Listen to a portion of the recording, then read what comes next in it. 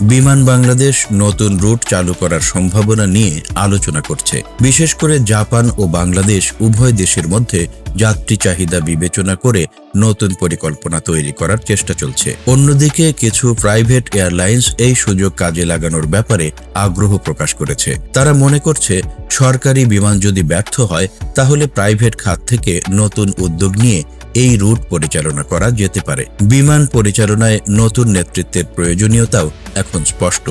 দক্ষ, পরিকল্পনাবদ্ধ ও প্রগতিশীল নেতৃত্বই পারে এই রুটকে আবার লাভজনক ও প্রবাসীদের জন্য সাশ্রয়ী করে তোলা। তবে শুধুমাত্র পরিকল্পনা করলেই হবে না, সরকারের সঠিক সহযোগিতা, বাজার ভিত্তিক মূল্য নির্ধারণ এবং প্রবাসীদের মতামত নেওয়া দরকার। এর পাশাপাশি জাপানে বসবাসরত বাংলাদেশিদের সঙ্গে নিয়মিত যোগাযোগ রেখে তাদের চাহিদা ও সমস্যাগুলো গভীরভাবে বুঝে পরিকল্পনা করা হবে বলে আশা করা যাচ্ছে। ঢাকা টোকিও রুটের ভবিষ্যৎ নিয়ে অনিশ্চয়তা থাকলেও সঠিক পরিকল্পনা ও নেতৃত্বের মাধ্যমে এই রুট আবারও সাফল্যের চূড়ায় পৌঁছাতে পারে। আমরা সবাই চাই বাংলাদেশের বিমান যেন টোকিওর আকাশে পুনরায় উড়ে ওঠে, প্রবাসীদের স্বপ্ন ও আকাঙ্ক্ষার সঙ্গী হয়ে।